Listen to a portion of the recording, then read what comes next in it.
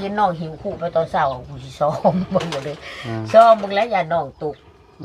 ซ้อมมึงบ่ดีคันว่าซื้ออะไรบ่บุญเลย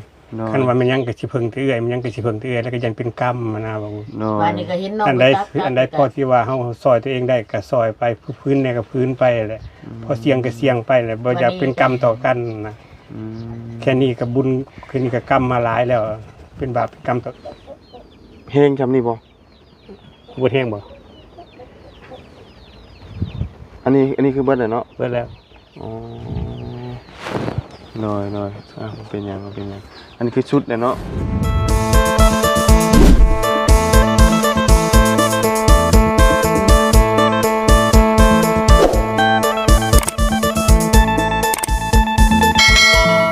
พี่น้องเอ้ยเนาะ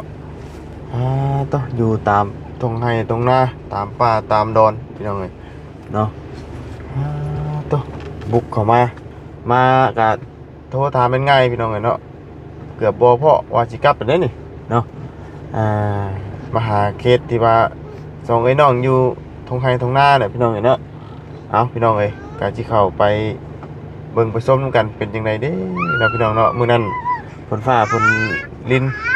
เฮ็ดให้กระตุกน้อยแล้วไปแล้วบ่พี่น้องเอ้ยเนาะเอาคนอื่นก็กราบสบายดีและสวัสดีพี่น้องกันเบิดสุขุสุขคนพี่น้องกันเนาะเอาพบเจอกันมื้อนี้พี่น้องเอ้ยเนาะชื่อเสียงเรียงนามแล้วนี่คือว่าชื่ออ้ายอาจเนาะพี่น้องเอ้ยชวนอนาเอื้อแล้วนี่ว่าบุญก็ชื่อบ่ได้เนาะมีแต่จำได้แต่ว่าอ้ายอาจนี่แหละพี่น้องเอ้ยเนาะที่มือเราสั่นง่อยๆนะพี่น้องเอ้ยเนาะเอามื้อนี้เข้ามาเบิ่งนํกันพี่น้องเนาะว่าสิเป็นจังไดเข้ามากันอย่าค้ำเติบเลยนี่พี่น้องโดยโอ้ลูกก็ได้พี่น้องเอ้ยเนาะสบายดีอ่ะสบายดีแม่ทำอย่างมาสบายดีก่อนบึ้มอยู่พี่น้องเลยโอ้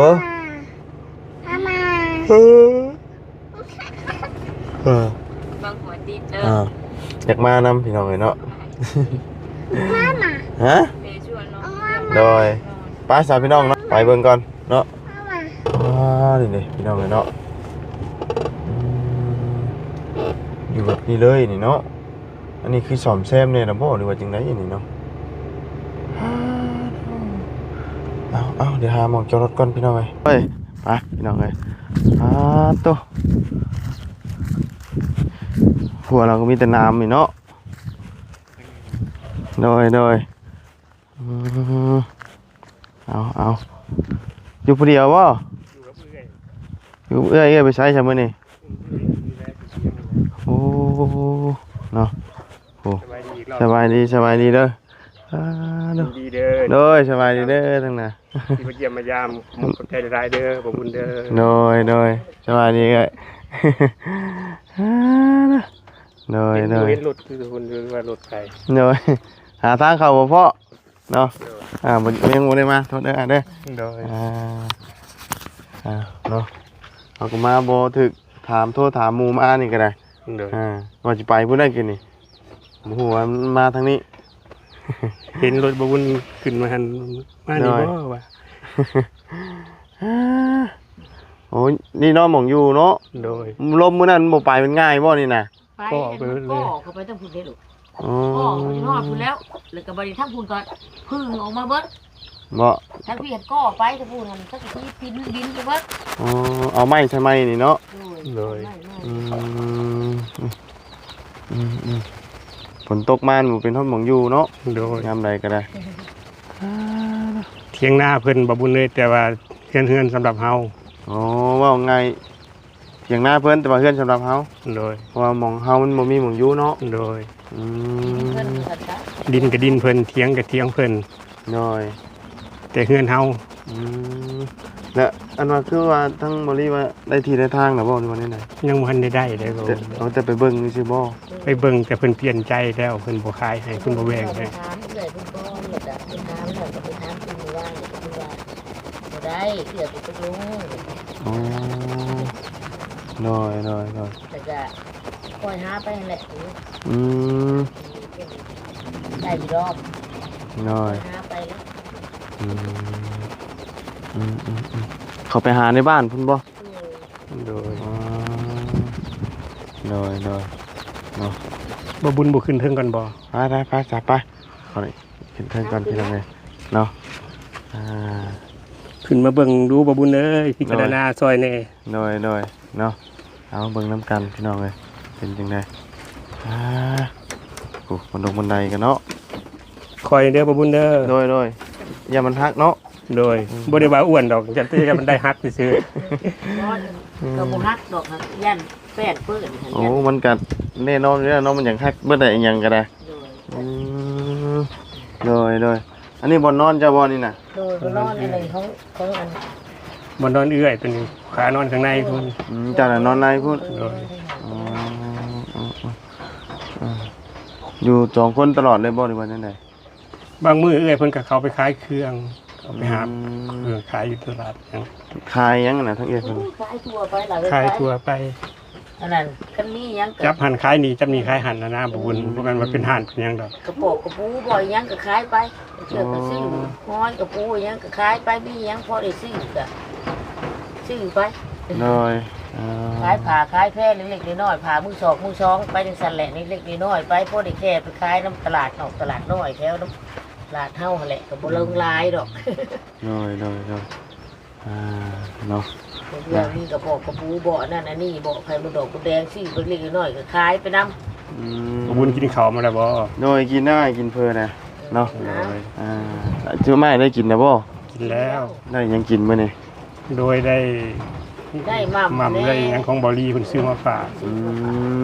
โดย ปลาตกปลาทูน้ำเมือนแหละก็เขาจี้ปลาเตเป็นซื้อมาพา โดยเฮาบ่เคยเข้ามาลองเสียงเข้าไปเบิ่งก่อนว่าสิไปถึกบ่ แสดงว่าเนาะ ถือว่าบุญวาสนาถึงบ่บุญอยู่ โดย มาถึกจนได้ โดย ขอบคุณขอบใจหลายๆเด้อบ่บุญเด้อ ใจลายอยู่ดีไม่แห้งเลย โดยเนาะโดยอันนี้เป็นแต่หึงนะบ่อ่านนี่ เริ่มเข้าปีที่4มันเป็นเทื่อละหน่อย คือเป็นเทื่อละหน่อยนะบ่บุญ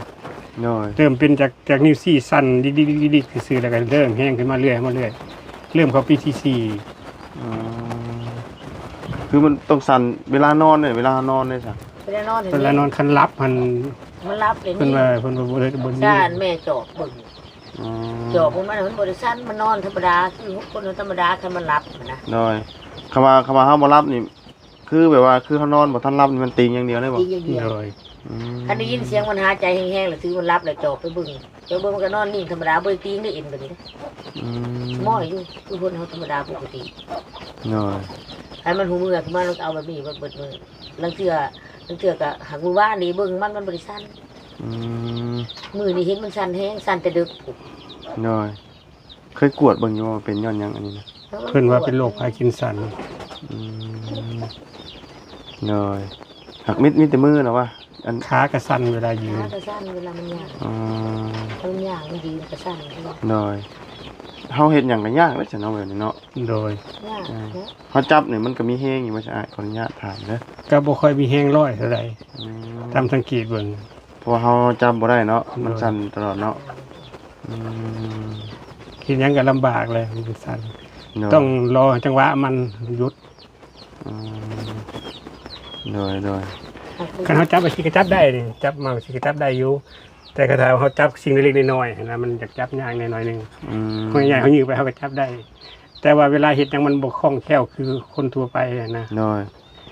เอ็นนี่ฟูแบบขึ้นมาเลยนี่เนาะ โดย เป็นเอ็นฟูขึ้นมาจากมือปกติเฮาแบบบ่ได้ฟูเนาะอันนี้เอ็นแบบขึ้นมาหมดเลยแต่ไปจะซ่อมแซมให้ซะมื้อนะ ก็เฮ็ดกันกับเอื้อย2คนนี่แหละ เพื่อไป เอื้อย ผู้ ขึ้นหลังคาน้องอยู่ทางข้างล่าง โดย ผู้ช่องมึงทั้งแต่ล่างมันเกิดกับปอดใหม่เอื้อย โดยขึ้นบ่ได้เนาะ โดย ขึ้นยังกระเต็กแล้วนี่ แต่อยู่น้ำ คั ตะ น ลาง ขึ้นก็ทำสิขาตัวตายแล้วขึ้น แต่มันอยู่น้ำตะลางก็ยังบ่มี โดย คันบ่อยากให้น้องเฮ็ดก็เฮ็ดได้มันบ่มีผู้ยืนมายืนตอกมันก็ยืนให้เทื่อก็เอื้อยขึ้นแล้วเทื่อใหม่บ่พอมันก็ค้อนหัวมันเพื่อสิได้ก็พอแฮง โดย เอื้อยก็รออยู่เทิงพุ่นแหละ เวลาเฮาฟันเฮาหยังมันบ่อยากตรงบ่อยากถึกเนาะ โดย มันมือเฮาสั่นตลอดเลยเนาะ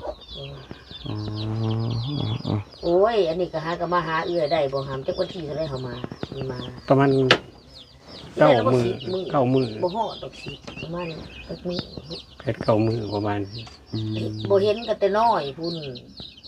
อันนี้บ่ โดยมันไปเฮ็ดงอกเฮ็ดงานตะกี้กับแม่เสียแล้วก็พ่อเสียแล้วก็ถึงมันก็ไปบวชแล้วมันก็ใหญ่ค่าผ้าเหลืองหรือจะได้แล้วมันก็ไปแต่เอื้อยก็บ่ทันมีครอบครัว อืม แล้วก็ไปเฮ็ดงอกเฮ็ดงานไปแล้วก็หักโทรหากันอยู่หักแต่ว่าตัวจริงหันหาก็เห็นนี่แหละ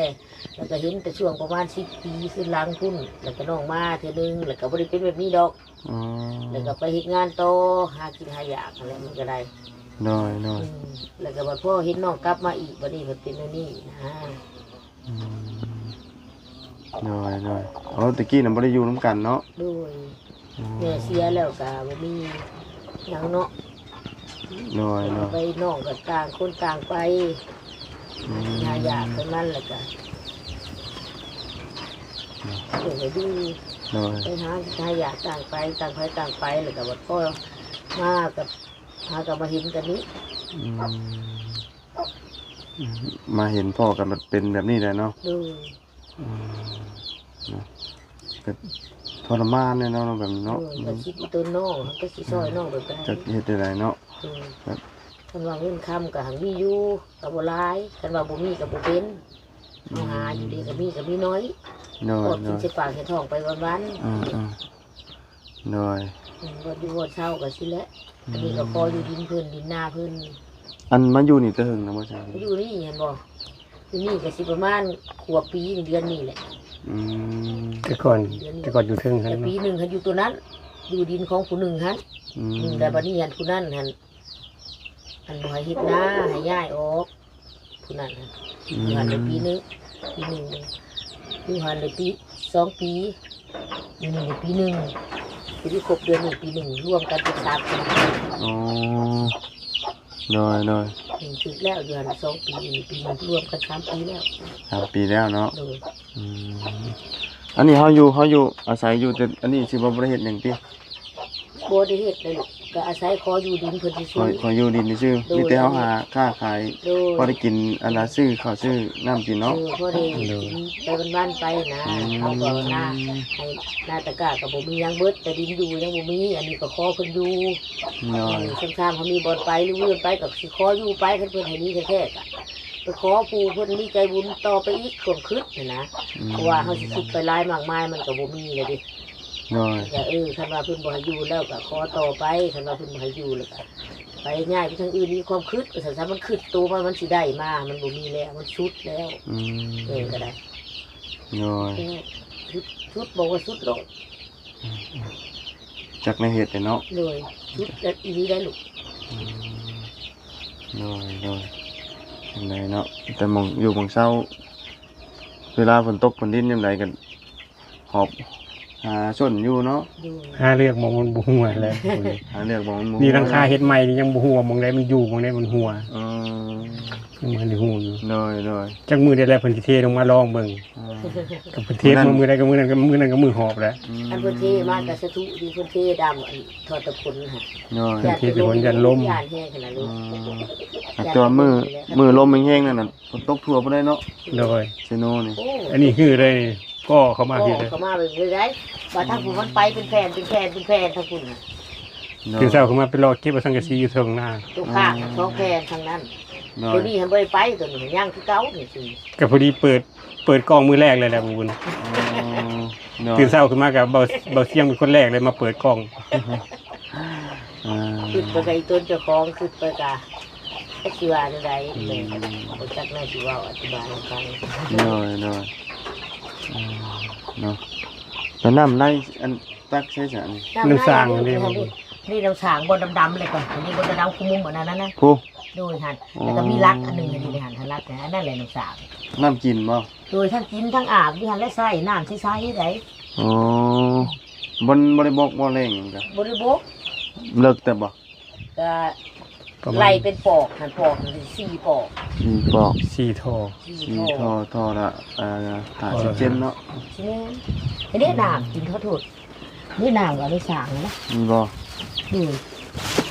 อันนี้น้ำไม่สาง เออมันก็จะมีกี่ฝุ่นเนี่ยนั่นเนาะ โดย เพราะว่าลมพัดลงใช้เนาะ โดยอัน โดย ก็บ่ได้เอามาก็บ่ได้กินโลดแล้วก็เอาใส่ถังใหญ่ตักไว้ใส่ถังใหญ่ไว้ ให้มันนอนก่อนเนาะ โดยก็ประมาณ 4-5 มื้ออยู่แล้วแล้วก็ตักบัดนี้ 4-5 มื้อแล้วก็ตักขึ้นมา โด ทั้ง ย เทื่อบางครั้งข้าวก็ฉันย่างพุ้นแท้ก็ต้มกินย่างพุ้นแท้น้ำมันมาหลายทางเด้ แม่นแหละ ต้องมีซิ เนาะ ซึมลงแม่ก็ต้มเอา อืม ต้มเอาคันยามนี้แม่ก็เอาใส่ถังหั่นไปไว้จักทิศหนึง2ทิศแล้วก็ผู้ดีเพื่อเฮาตักขึ้นมาทิศหนึงเฮาตักขึ้นมาใส่ถังอันนี้ก็บ่เบิดง่ายดอก 4-5 มื้อปุ๊บก็บ่เบิดถังอันนี้ โดย แล้วก็เพื่อที่เขาได้ตักขึ้นมาอีกเขาก็ตักมาที่ไว้แบบนั้นตัวน้ำเขาสิกินเขาก็แม่ก็บ่ได้เอามาปุนกันใส่พักกัน เวลาตักน้ำตักอย่างอ้ายก็ตักได้บ่นี่นะ ตักได้อยู่ ตักได้บ่ หักบอกให้มันระวัง ยันตกอย่างเนาะ แม่นยังเสียว่าอ่อนลงไปแล้วบึบหรือนะฮักแต่ว่า อ๋อ บัดเอื้อยมีบัดน้องก็บอกบ่พังแน่ก็เรืออาสิบอกบ่พังก็ว่าแม่นบัดนี้ก็อีต้นเอื้อยหั่นแหละ อืม มันมาที่แรกก็บอกให้น้องไปตักเลยเห็นน้องหิวคู่ไปตอนเช้ากูสิซ้อมเบิ่งหมดเลย อ่า ซ้อมมึงแล้วอย่าน้องตก อืม ซ้อมมึงบัด คัน นี้ ว่าซื้ออะไรบ่บุญเลย โดย คันว่ามันยังก็สิเพิ่งเอื้อยมันยังก็สิเพิ่งเอื้อยแล้วก็ยังเป็นกรรมมานะบ่บุญ โดย วันนี้ก็เห็นน้อง อันใด ตัก อันใดพอที่ว่าเฮาซอยตัวเองได้ก็ซอยไปพื้นเนี่ยก็พื้นไปแหละพอเสียงก็เสียงไปแหละบ่อยากเป็นกรรมต่อกันนะ อืม แค่นี้ก็บุญแค่นี้ก็กรรมมาหลายแล้ว เป็นบาปเป็นกรรมต่อเอื้อยมาหลายแล้วก็บ่อยากสร้างกรรมต่อไปนะ โดย แล้ววันนี้ก็สบายใจแน่มันมาอยู่นำ8-9 มื้อแล้วก็เพราะว่าเห็นมันไปตักแล้วก็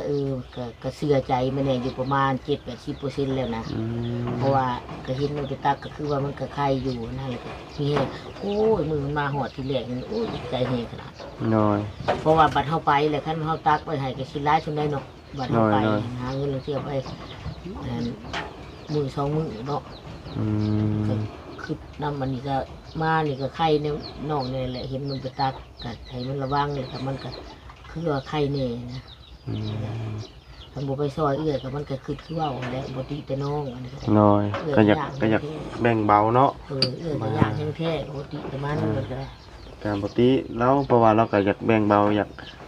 อยากเฮ็ดเนาะว่าง่ายเนาะ น้องก็เฮ็ดซอยอีหยังน้องก็เฮ็ดซอยเอื้อยเอาไม้เอาหยังมาเอื้อยขึ้นเฮ็ดทั้งคืนแล้วมันก็อยู่ทั้งลุมมันก็เฮ็ดก็ได้ก็คือมันนั่นแหละ โดยเนาะสอนแซมสอนแล้วสอนอีกเนาะสังกะสีก็ได้ สอนแล้วสอนอีกเด้ออันนี้ก็ลุกลงไปอีกก็สิดึงขึ้นมานี่ โดย ยังแผ่นหนึ่งถ้าได้ดึงนี่ตัวนี้แผ่นตัวนี้เฮ็ดออกไปมือเศร้านี่มือว่านในเรือ2-3 มื้อในเรือนี่กับตัวเองก็สีปวดหัวแน่บัดจังแบบได้สลึงสลือเด้ โดย แล้วก็ตัวนี้หาแต่ใส่มือเศร้านี่จังหน่อยก็สิไปหามามัดใส่อีกตัวนั้น ยังสิมัดใจอีกบ่แท้ โดยสิมัดใส่อีกอันหนึงแล้วก็พอแล้วก็สิเอาไม้มาซ้อนตัวนั้นแล้วก็มัดใส่อีกแล้วก็สิตอกใส่ตรงนั้น โดย แล้วก็สิพอที่บัดนี้ก็สิแล้วแล้วก็หาเบิ่งน้ำมือนี่แหละ พอได้อยู่เนาะ โดย ถ้าเราพิมพ์ว่าเนาะเฮาได้ก็เฮาสิมือมาลูดก็เป็นไปบ่ได้เฮาต้องมีวันไว้สะก่อนมีวันสุดสะก่อน อ๋อแต่ว่าทั้งอันนั้นบ่เตียงกับบอลี่นี่ให้หาที่เนาะ โดย โดย แต่บอลอันไปหาแล้วเป็นบ่ขายบ่ โดย ที่แรกเพิ่นจะขายเท่าไหร่ ที่แร น่ะ กเพิ่นสิขายเพิ่นว่า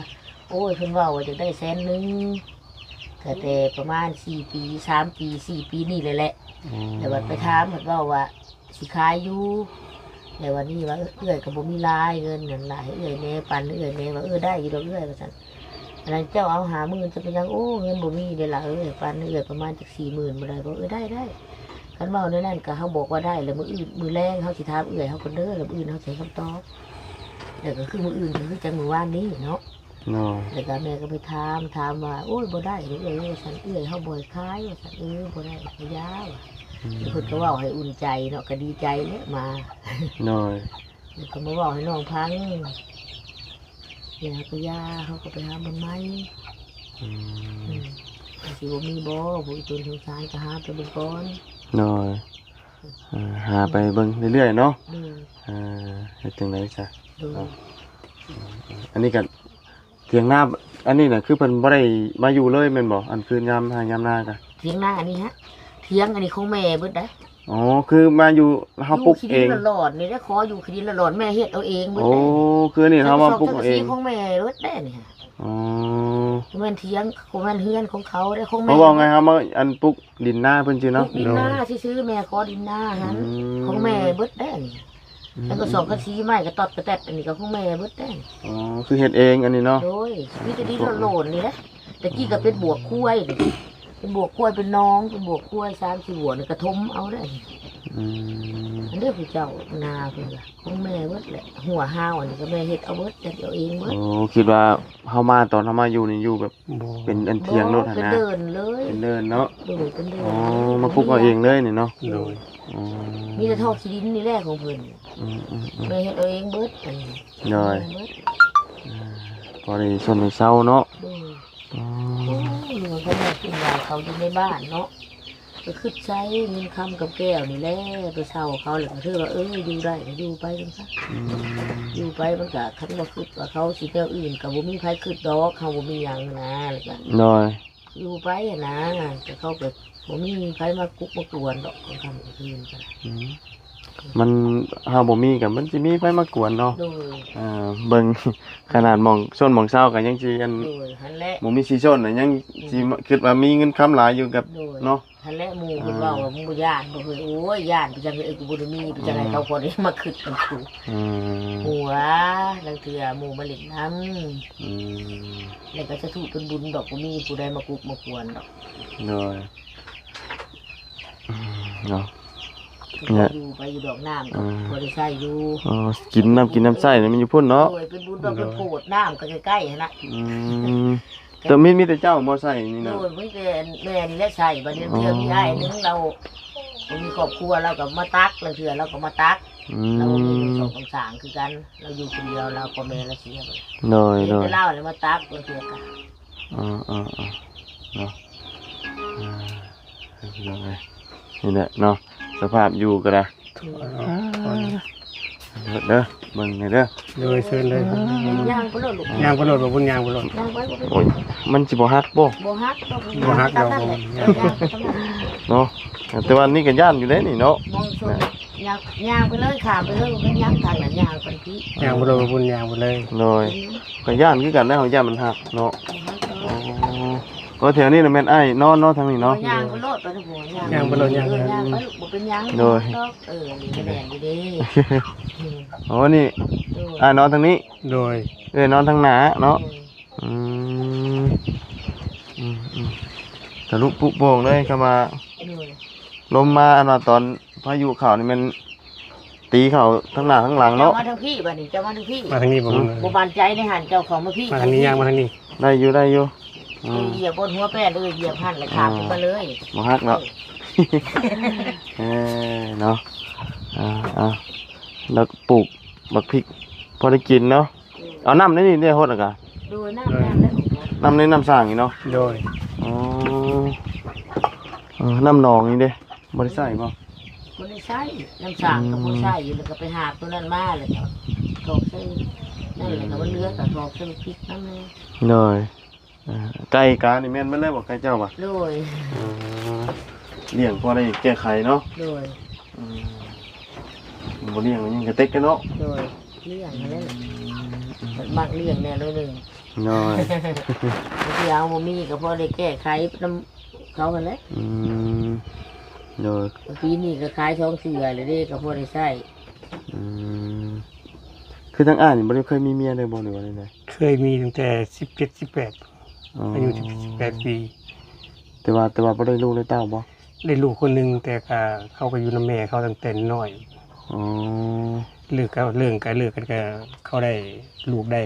ปีกว่า ที่ปีกว่า ๆโดย เอาบ้านได้นะ บ้านสนามไซใกล้ๆนี่ โอ้ยใกล้ๆนี่ โดย ปัจจุบันนี่ก็ฮู้อยู่อันทางครอบครัวเพิ่นนี่ก็เนาะลูกเต้ากันเนาะ ลูกเต้าบ่ได้ติดต่อได้บ่บุญ เขาบ่ฮู้ดอกมานี่เขาบ่ฮู้ดอกคงบ่ได้ติดต่อ มันถึงเนาะ คือว่าขาดแล้วก็ขาดเลยนะ แต่พูดแล้วนะบ่ฮู้ดอกว่าน้องมานี่มันอันน้องไผรู้จักดอกบ่ฮู้ บ่ฮู้นะ โดยอืม เคยไปหาเขาทุกเทื่อ เดี๋ยวทั้งเอื้อได้จ้ะ เอื้อยก็บ่มีครอบครัวคือว่าเสียตั้งแต่โดนแล้ว ก็มีลูกบ่จัก มี จักคนน่ะ ลูกบ่ลูกหาคน อืมแล้วเพิ่นอยู่ใช้จะเกิดจัน ลูกฮะ โดย ลูกหาคนหาผู้ที่สองหันอยู่ปากซองแล้วบัดนี้อันผู้กกกับผู้ที่สามที่สี่ที่หาอยู่คุณ อืม อยู่อันไทยพุ่น อยู่ไทย เออ มาให้เอ๋แล้วลมโทรศัพท์ไปเอาไว้นะ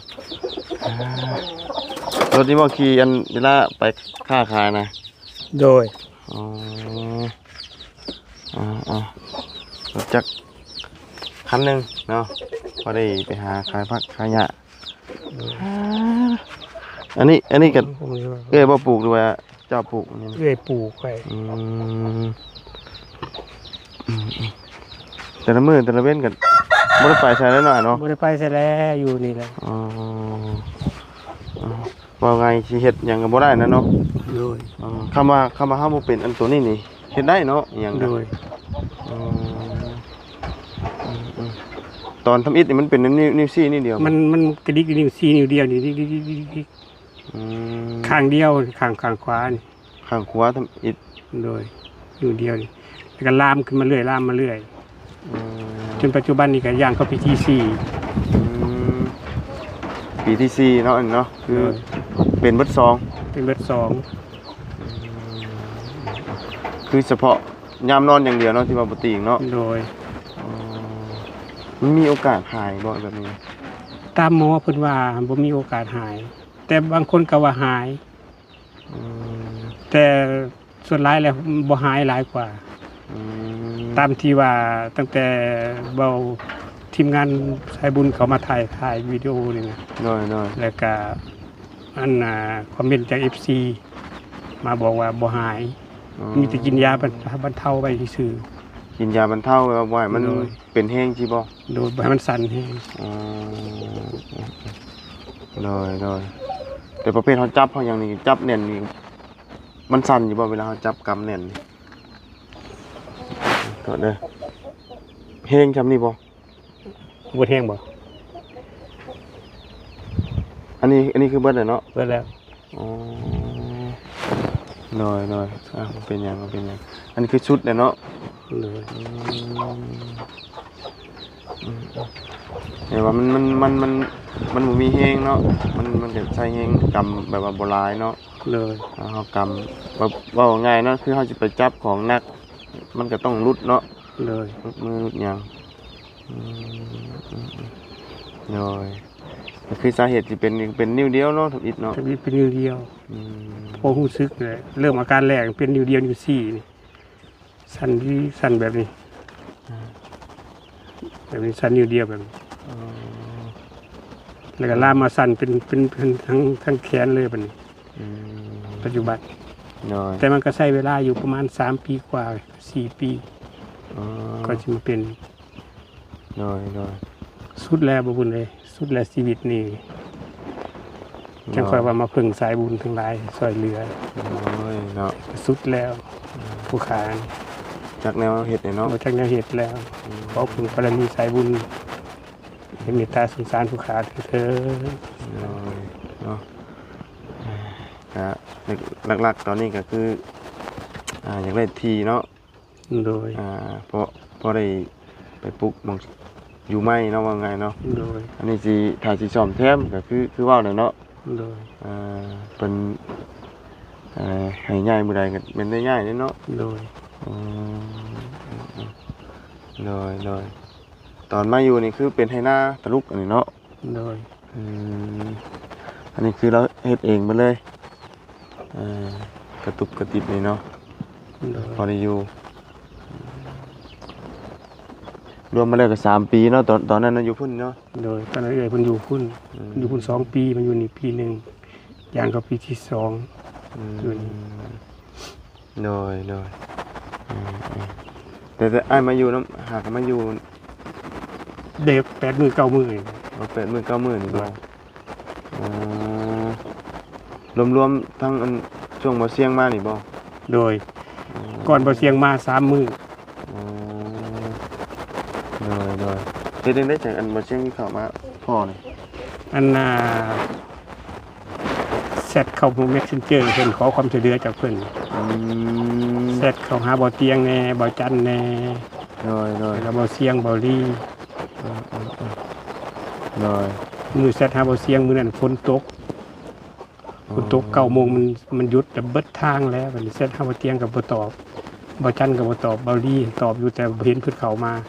ก็เลยแซดหาบ่เสียงมันบ่เสียงตอบว่าอ้ายอยู่ไสว่าซั่นอยู่ซิโนเฮานี่แล้วอะ โดย ตอนเช้าเพิ่นก็มากับท่านเปิดกล้องก็จักรซีก็ก่อเข้ามาเพิ่น โดยเป็นนั่นน่ะจังสิเพ่พอดีมือเพิ่นมานะ โดย พัก คืน มือ เพิ่นมาคืนกลางคืนน่ะฝนตกวันเช้าเพิ่นก็มาเพิ่นก็มาเปิดกล้องพอดีเลย อืม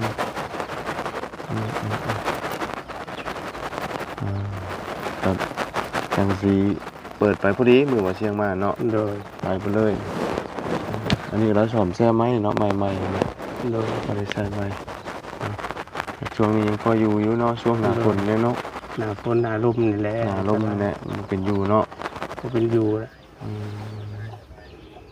น้อยหน้าฝนหน้าลมนี่ก็อยู่บ่ได้ มันสังกะสีบ่บ่เลยเนาะ โดย น้อยซะเนาะมีแต่มื้อนี้ก็มาเยี่ยมมายามก่อนมื้อนี้เนาะจังไดก็น้อยหมุนเข้ามาพี่น้องมื้อนี้มันก็ยังบ่เคยเข้ามาเนาะว่าสิซื้อกับข้าวทางเข้ามาก็บ่เปิดครับเนาะให้ซื้อน้ำกินก็มีแต่เอาเงินให้อ้ายพอได้ไปซื้อกินซื้ออยากได้เด้อ โดย โอเคเดือนหนึ่งเด้อไปซื้อกินเด้อ เด้อว่าบุญเด้อ น้อยเนาะเป็นหยังเนาะ ขอให้ร่ำรวยๆเด้อปราศจากโรคภัยไข้เจ็บทันมื้อเช้าให้ได้เข้ามือแรง น้อย ขึ้นใต้ลงเหนือ น้อย ก็ จัง ค่ ได อย ก็ ไป สู้ๆได้เด้อ ไปเด้อ เป็นกำลังใจให้เนาะเฮ็ดจังไดซะคนเฮามันเดี๋ยวเกิดบ่ได้เนาะเอาง่ายๆเนาะ โดย ยังไงไปซะอ้ายเฮากลับปะเด้อซั่นเด้อ โดยขอบคุณ ดี ขอบคุณ มีแรง เด้อ เด้อ เดินทางปลอดภัยเด้อเบาเด้อ น้อย ขอบคุณขอบใจเด้อที่เขามาเยี่ยมมายามเด้อ น้อย ถูก มื้อหน้ามื้อในจะว่ากันใหม่เนาะ โดย เดี๋ยวมีโอกาสเข้ามาหาเรื่อยอยู่น้องไอ้เนาะ โดย โดยสบายดีเด้อเนาะ สบายดี ขอไม้นะเด้อไปซะมานี่ฮ้อนจำเนาะตอนเว้นอยู่ใช่เวลาตอนเว้นนี่ มื้อนี้แล้วเรียนอยู่ ยังเวียนไปเวียนมาเลยเนาะอ๋อคือว่าวเลยเนาะนี่เด้อันน้ำในเนาะมองพักเล่นนังเช้าเย็นใส่ไฟโซล่าร์เซลล์หรอวะอ๋อใส่แสงไฟโซล่าร์เซลล์โดยป้าจะเอากลับก่อนเลยเด้อโดยอยู่ดีมีแห้งเด้อโดย อยู่ดีมีแห้งคือกัน โดย ใจหลายๆลูก โดย เดินทางปลอดภัยลูก โดยเอามีจังใดเดี๋ยวมาใหม่เด้อเด้อโดยไปจ้ะแดดแน่มื้อนี้เนาะแดดสองตาแล้วนี่ไปพุ่นมีทางชอดใช้จะพุ่นเนาะ บ่เคยไปจักเทื่อเด้อ ไปข้างหน้าเขาลูกเขาทางไปหน้าคนก็อยู่หน้าไปกับคุณกัน โดย ทางไปเมื่อไหร่หน้าเขา โดยเอาสู้ๆเด้อจังใดกันเด้อ โดยไปพี่น้องเอ้ยหัวกับมีแต่น้ำมันกระทันพอหัวบ่หมุนแล้วก็เนาะลมแรงเนาะสับพี่น้องเนาะทางก่อนบาดนี้เนาะลูกสาวมานำวันนี้ก็ได้แวะเข้ามาทั้งสองเอ้ยน้องเนาะหรือว่าทั้งไอ้อาดเนาะกับเอื้อยอาศัยอยู่เถียงไห้เถียงนาเนาะบ่มีที่พักที่เช้านะพี่น้องเนาะตอนนี้ก็ทั้งบ่เตียงบ่ลีก็กำลังหาที่ให้เราเบิ่งที่ให้เราอยู่เนาะแต่ว่าเรื่องงบประมาณนี่บ่าวบุญก็ยังบ่ฮู้ดอกพี่น้องเนาะว่ามีสำใดเนาะส่วนทางบ่าวบุญยังบ่มีหยังเด้อพี่น้องเนาะก็เข้ามาเยี่ยมมายาม เข้ามาให้กำลังใจก่อนพี่น้องกันเนาะป้าสำหรับคลิปนี้ก็ไปก่อนพบเจอกันใหม่ขอบคุณไปพ่อแม่พี่น้องหรือว่า FC เด้อที่เข้ามาติดตามนะครับชมเนาะสำหรับวันนี้ไปก่อนพี่น้องสบายดีไป